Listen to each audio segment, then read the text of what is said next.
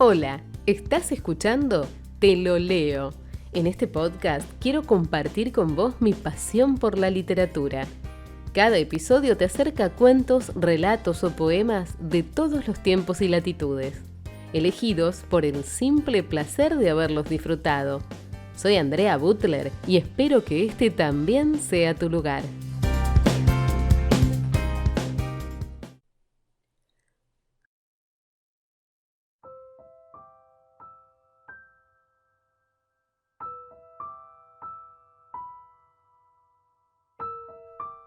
Donde su fuego nunca se apaga, de May Sinclair.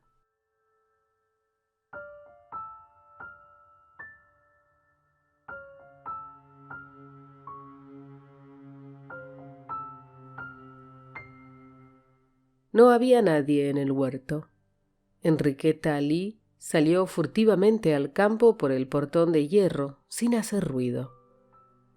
Jorge Waring, teniente de marina, la esperaba allí. Muchos años después, siempre que Enriqueta pensaba en Jorge Waring, revivía el suave y tibio olor de vino de las flores de saúco. Y siempre que olía a flores de saúco, reveía a Jorge con su bella y noble cara como de artista y sus ojos de azul negro. Ayer mismo la había pedido en matrimonio, pero el padre de ella la creía demasiado joven y quería esperar. Ella no tenía 17 años todavía, y él tenía 20, y se creían casi viejos ya. Ahora se despedían hasta 3 meses más tarde, para la vuelta del buque de él. Después de pocas palabras de fe, se estrecharon en un largo abrazo, y el suave y tibio olor de vino de las flores de saúco se mezclaba en sus besos bajo el árbol.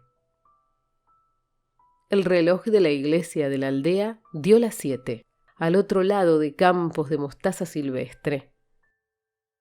Y en la casa sonó un gong. Se separaron con otros rápidos y fervientes besos. Él se apuró por el camino a la estación del tren, mientras ella volvía despacio por la senda, luchando con sus lágrimas. Volverá en 3 meses. Puedo vivir 3 meses más, se decía. Pero no volvió nunca. Su buque se hundió en el Mediterráneo y Jorge con él.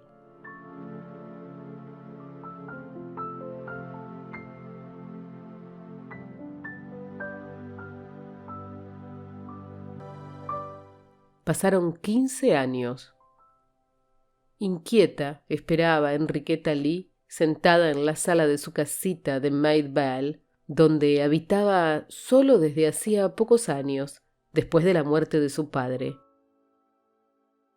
No alejaba su vista del reloj, esperando las 4, la hora que Oscar Wilde había fijado. Pero no estaba segura de que él viniera después de haber sido rechazado el día antes. Y se preguntaba ella por qué razones lo recibía hoy, cuando el rechazo de ayer parecía definitivo, y había pensado ya que no debía verlo nunca más, y se lo había dicho bien claro. Se veía a sí misma, erguida en su silla, admirando su propia integridad, mientras él queda de pie, cabizbajo, abochornado, vencido. Volvía a oírse repetir que no podía y no debía verlo más, que no se olvidara de su esposa, Muriel, a quien él no debía abandonar por un capricho nuevo. A lo que había respondido él, irritado y violento: no tengo por qué ocuparme de ella. Todo acabó entre nosotros. Seguimos viviendo juntos solo por el qué dirán. Y ella, con serena dignidad: y por el qué dirán, Oscar, debemos dejar de vernos. Le ruego que se vaya. ¿De veras lo dice? Sí, no nos veremos nunca más, no debemos. Y él se había ido, cabizbajo, abochornado y vencido, cuadrando sus espaldas para soportar el golpe. Ella sentía pena por él, había sido dura sin necesidad. Ahora que ella le había trazado su límite, ¿no podrían, quizá, seguir siendo amigos? Hasta ayer no estaba claro ese límite, pero hoy quería pedirle que se olvidara él de lo que había dicho. Y llegaron las 4, las 4:30 y las 5. Ya había acabado ella con el té y renunciado a esperar más, cuando cerca de las 6 llegó él como había venido una docena de veces ya, con su paso medido y cauto, con su porte algo arrogante, sus anchas espaldas alzándose en ritmo. Era hombre de unos 40 años, alto y robusto, de cuello corto y ancha cara cuadrada y rósea, en la que parecían chicos sus rasgos, por los finitos y bellos. El corto bigote, pardo rojizo, erizaba su labio, que avanzaba, sensual. Sus ojillos brillaban, pardos rojizos, ansiosos y animales. Cuando no estaba él cerca, Enriqueta gustaba de pensar en él, pero siempre recibía un choque al verlo, tan diferente, en lo físico al menos, de su ideal, que seguía siendo su Jorge Waring. Se sentó frente a ella en un silencio molesto, que rompió al fin. Bien, usted me dijo que podía venir, Enriqueta. Parecía echar sobre ella toda la responsabilidad. Sí, ya lo he perdonado, Oscar.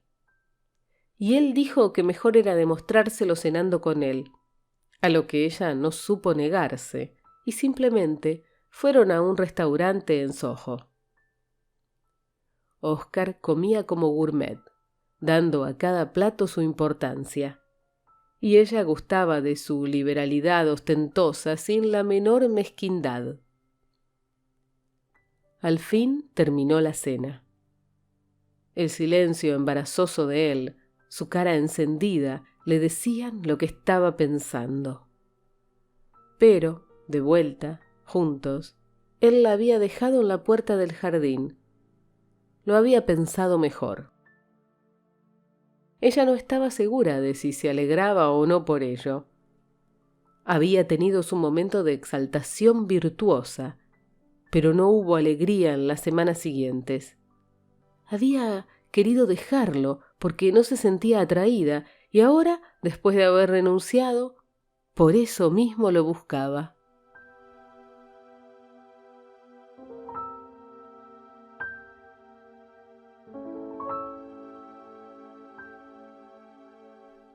Cenaron juntos otra y otra vez, hasta que ella se conoció el restaurante de memoria, las blancas paredes con paneles de marcos dorados, las blandas alfombras turcas azul y punzó, los almohadones de terciopelo carmesí que se prendían a su saya, los destellos de la platería y cristalería en las innúmeras mesitas, y las fachas de todos colores, rasgos y expresiones de los clientes, y las luces en sus pantallitas rojas que teñían el aire denso de tabaco perfumado, como el vino tiñe al agua, y la cara encendida de Oscar, que se encendía más y más con la cena.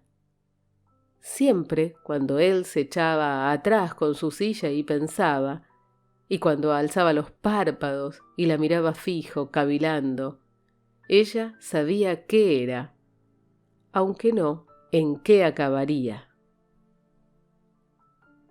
Recordaba a Jorge Waring y toda su propia vida desencantada, sin ilusiones ya. No lo había elegido a Oscar, y en verdad no lo había estimado antes, pero ahora que él se había impuesto a ella, no podía dejarlo ir.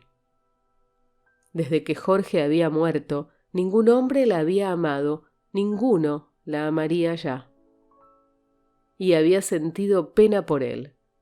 pensando cómo se había retirado, vencido y avergonzado. Estuvo segura del final antes que él, solo que no sabía cómo y cuándo. Eso lo sabía él. De tiempo en tiempo repitieron las furtivas entrevistas allí, en casa de ella.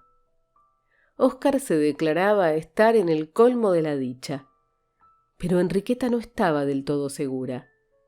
Eso era el amor, lo que nunca había tenido, lo deseado y soñado con ardor.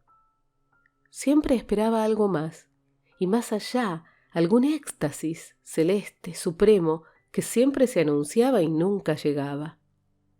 Algo había en él que la repelía, pero por ser él, no quería admitir que le hallaba un cierto dejo de vulgaridad.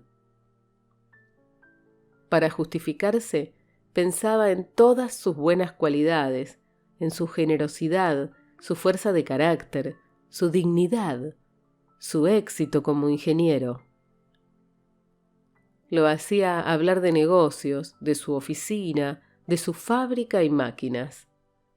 Se hacía prestar los mismos libros que él leía, pero siempre que ella empezaba a hablar, tratando de comprenderlo y acercársele, él no la dejaba. Le hacía ver que salía de su esfera, que toda la conversación que un hombre necesita la tiene con sus amigos los hombres. En la primera ocasión y pretexto que hubo en asuntos de él, fueron a París por separado. Por 3 días Óscar estuvo loco por ella y ella por él. A los 6 empezó la reacción. Al final del 10º día, volviendo de Montmartre, estalló ella en un ataque de llanto y contestó al azar cuando él le inquirió la causa que el Hotel Saint-Pierre era horrible, que le daba en los nervios y no lo soportaba más. Óscar, con indulgencia, explicó su estado como fatiga subsiguiente a la continua agitación de esos días. Ella trató con energía de creer que su abatimiento creciente venía de que su amor era mucho más puro y espiritual que el de él. Pero sabía perfectamente que había llorado de puro aburrimiento. Estaba enamorada de él, y él la aburría hasta desesperarla. Y con Óscar sucedía más o menos lo mismo. Al final de la segunda semana, ella empezó a dudar de si alguna vez, en algún momento, lo había podido amar realmente.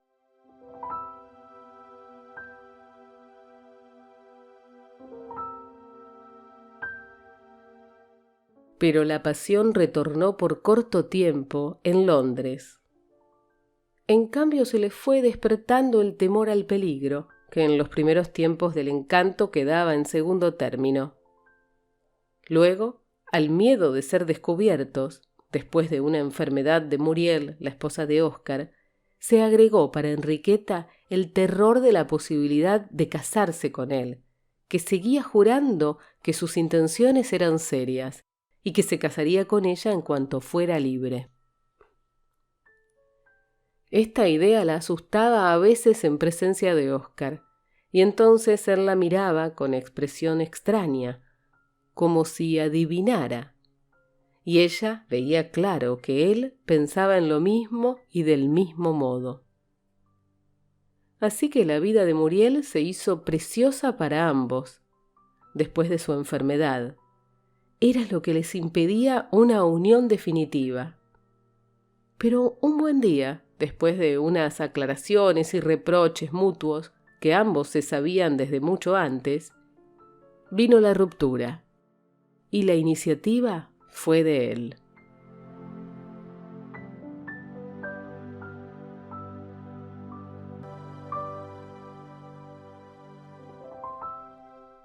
Tres años después fue Óscar quien se fue del todo ya, en un ataque de apoplejía, y su muerte fue un inmenso alivio para ella.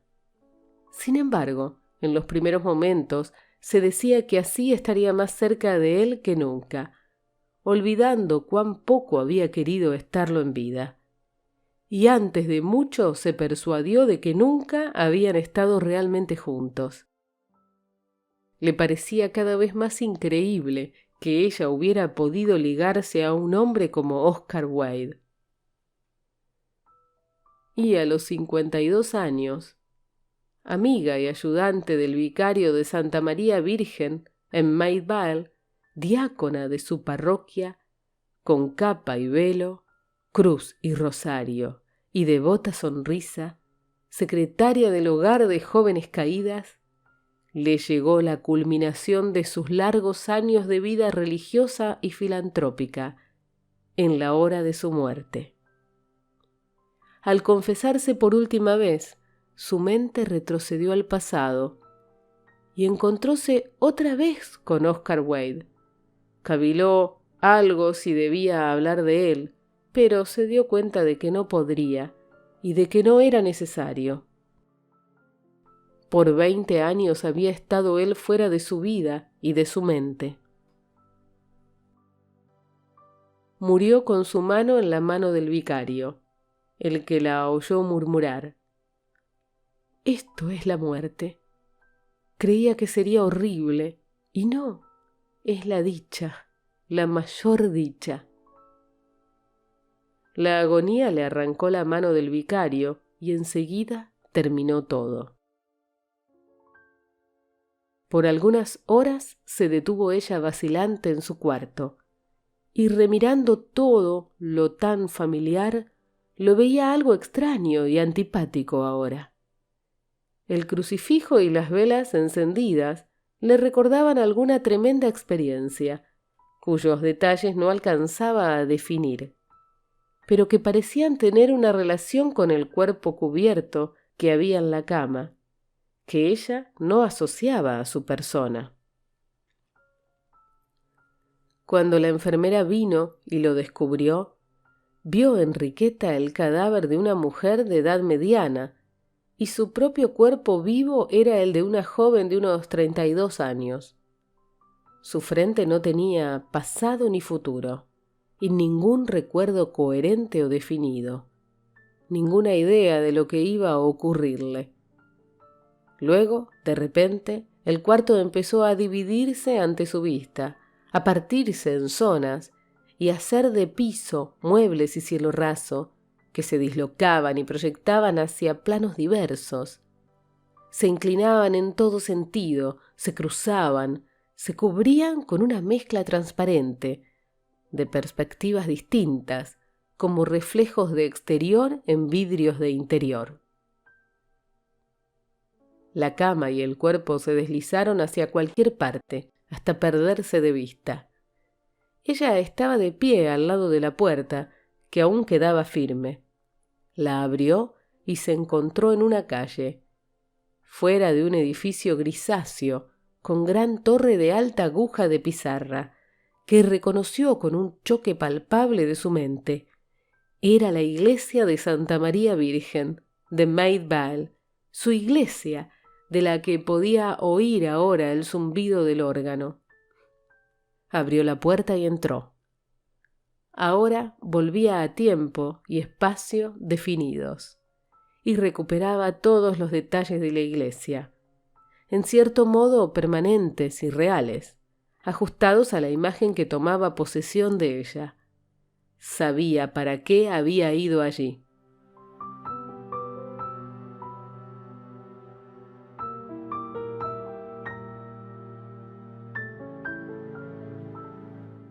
El servicio religioso había terminado, el coro se había retirado y el sacristán apagaba las velas del altar. Ella caminó por la nave central hasta un asiento conocido cerca del púlpito y se arrodilló. La puerta de la sacristía se abrió y el reverendo vicario salió de allí en su sotana negra, pasó muy cerca de ella y se detuvo, esperándola. Tenía algo que decirle. Ella se levantó y se acercó a él, que no se movió, y parecía seguir esperando, aunque ella se le acercó luego más que nunca, hasta confundir sus rasgos. Entonces se apartó para ver mejor y se encontró con que miraba la cara de Oscar Wilde, que estaba quieto, horriblemente quieto, cortándole el paso. Ella retrocedió y las anchas espaldas la siguieron, inclinándose a ella, y sus ojos la envolvían. Abrió ella la boca para gritar, pero no salió sonido alguno. Quería huir, pero temía que él se moviera con ella. Así quedó, mientras las luces de las naves laterales se apagaban una por una hasta la última. Ahora debía irse, si no quedaría encerrada, con él en esa espantosa oscuridad. Al final consiguió moverse, llegar a tientas, como arrastrándose, cerca de un altar. Cuando miró atrás, Oscar Wilde había desaparecido. Entonces recordó que él había muerto. Lo que había visto no era Oscar, sino su fantasma. Había muerto hacía 17 años.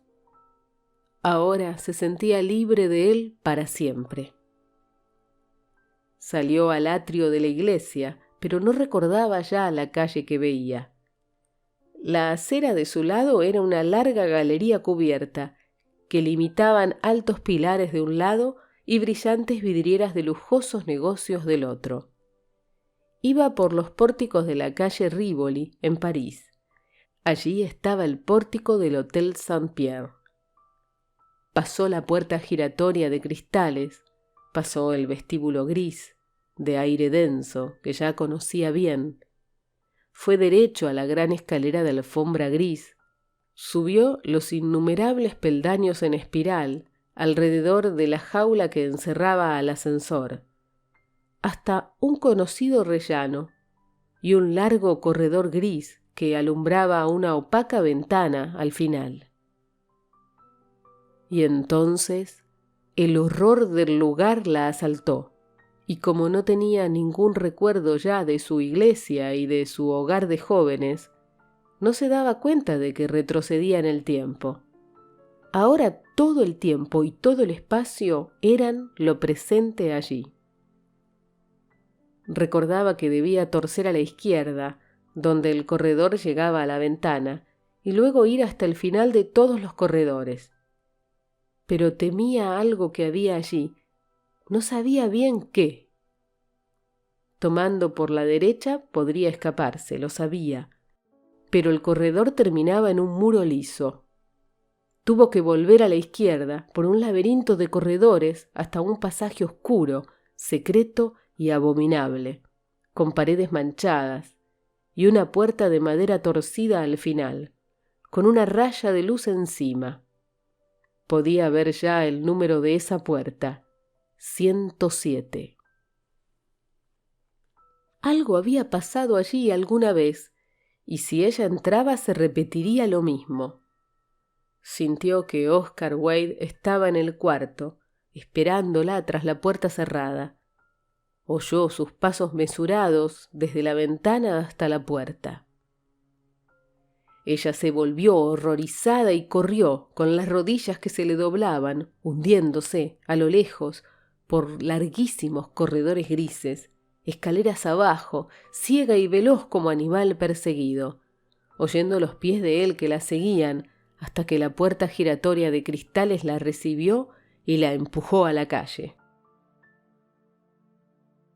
Lo más extraño de su estado era que no tenía tiempo. Muy vagamente recordaba que una vez había habido algo que llamaban tiempo, pero ella ya no sabía qué era. Se daba cuenta de lo que ocurría o estaba por ocurrir, y lo situaba por el lugar que ocupaba, y medía su duración por el espacio que cruzaba mientras ello ocurría. Así que ahora pensaba, si pudiera ir hacia atrás, hasta el lugar en que eso no había pasado aún, más atrás aún.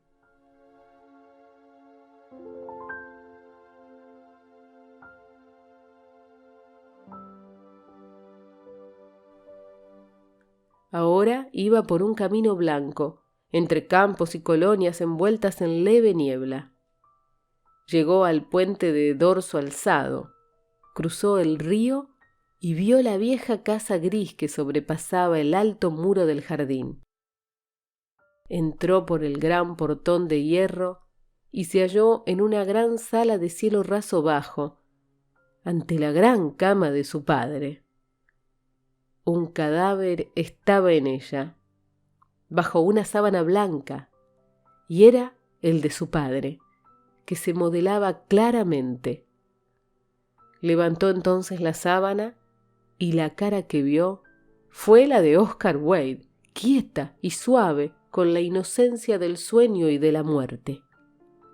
Con la vista clavada en esa cara, ella, fascinada, con una alegría fría y despiadada. Oscar estaba muerto, sin duda ninguna ya, pero la cara muerta le daba miedo al fin, e iba a cubrirla, cuando notó un leve movimiento en el cuerpo. Aterrorizada, alzó la sábana y la estiró con toda su fuerza. Pero las otras manos empezaron a luchar convulsivas. Aparecieron los dedos anchos por los bordes, con más fuerza que los de ella, y de un tirón apartaron la sábana del todo, mostrando los ojos que se abrían y la boca que se abría, y toda la cara que la miraba con agonía y horror. Y luego se irguió el cuerpo y se sentó, con sus ojos clavados en los de ella, y ambos se inmovilizaron un momento, contenidos por mutuo miedo.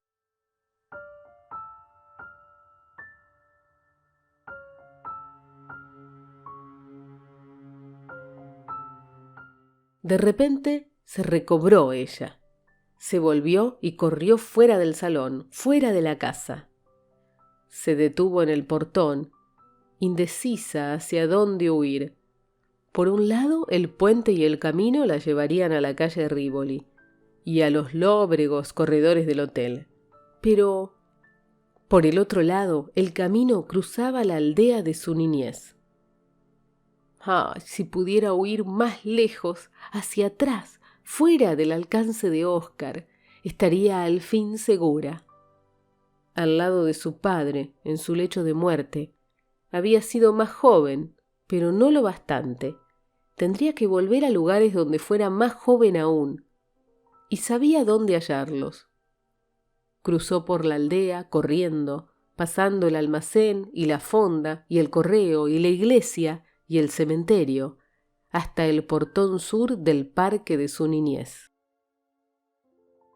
Todo eso parecía más y más insustancial. Se retiraba tras una capa de aire que brillaba sobre ella como vidrio. El paisaje se rajaba, se dislocaba y flotaba a la deriva.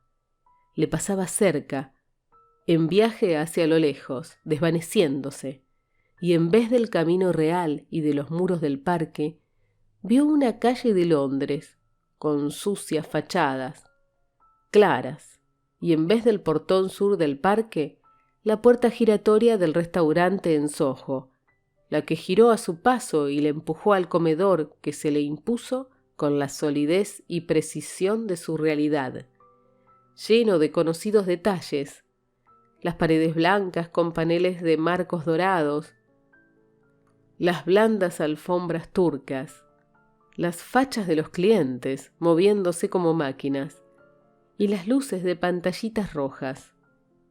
Un impulso irresistible la llevó hasta una mesa en un rincón, donde un hombre estaba solo, con su servilleta tapándole el pecho y la mitad de la cara. Se puso ella a mirar, dudosa, la parte superior de esa cara. Cuando la servilleta cayó, era Oscar Wilde. Sin poder resistir, se le sentó al lado. Él se reclinó tan cerca que ella sintió el calor de su cara encendida y el olor del vino, mientras él le murmuraba: «Ya sabía que vendrías».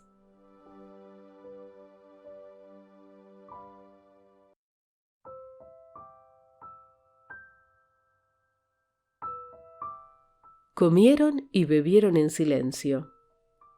Es inútil que me huyas así, dijo él. Pero todo eso terminó, dijo ella. Allí sí, aquí no. Terminó para siempre. No, debemos empezar otra vez, y seguir, y seguir.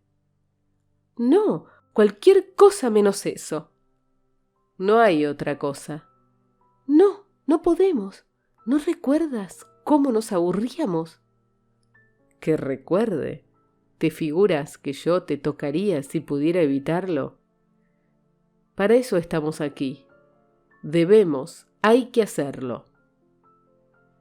No, no, me voy ahora mismo. No puedes, dijo él. La puerta está con llave. Óscar, ¿por qué la cerraste? Siempre fui así, ¿no recuerdas? Ella volvió a la puerta y no pudiendo abrirla la sacudió, la golpeó frenética. Es inútil, Enriqueta.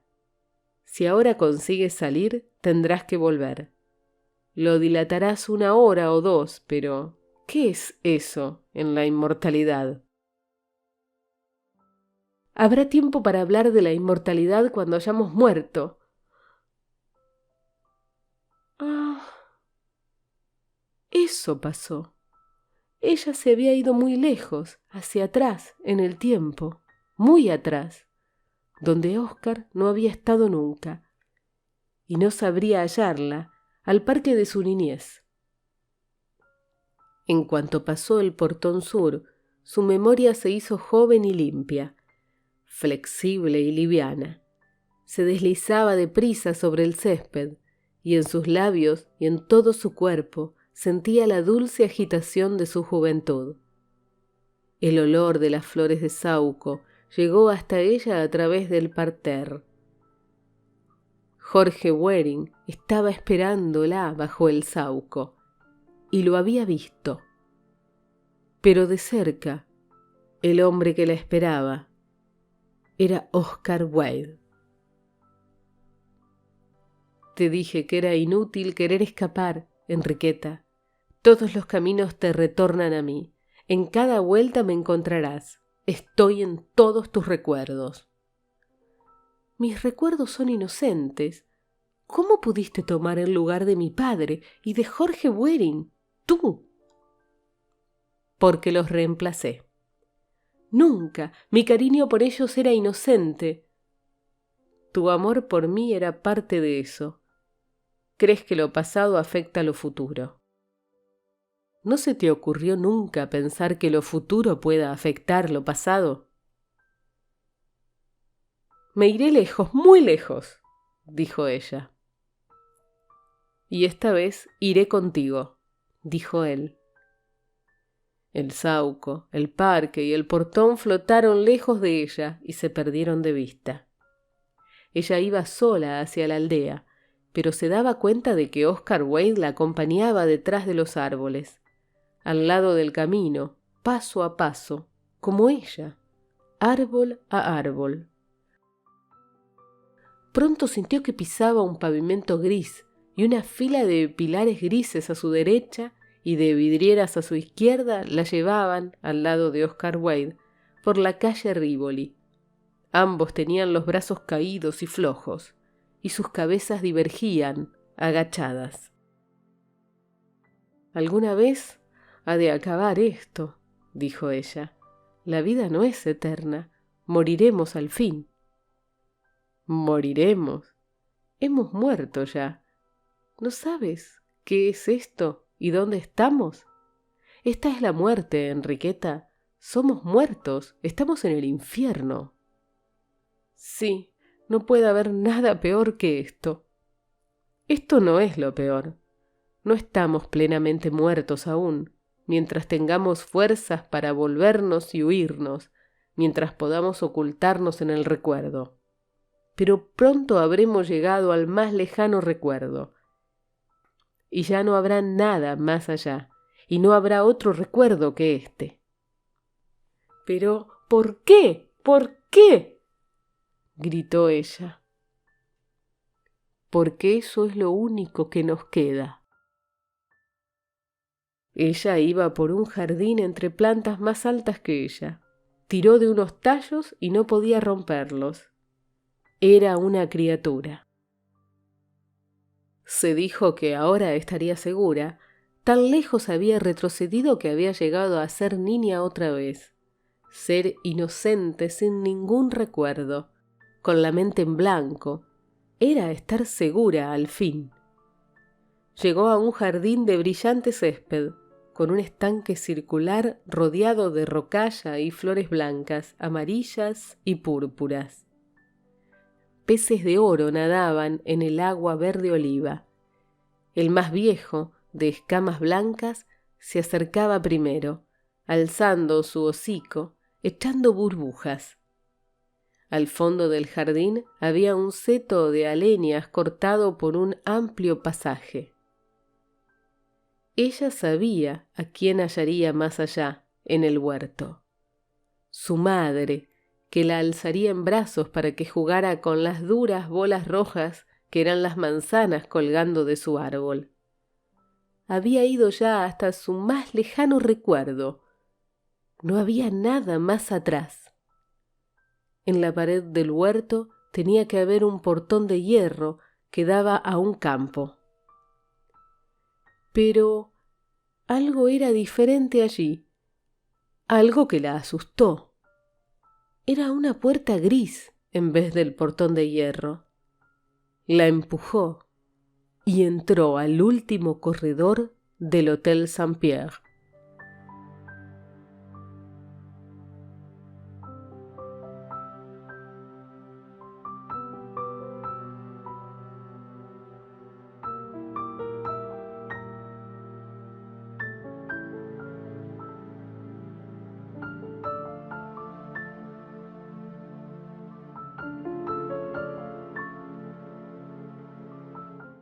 Si te gustó este audio, suscríbete, es fácil y rápido.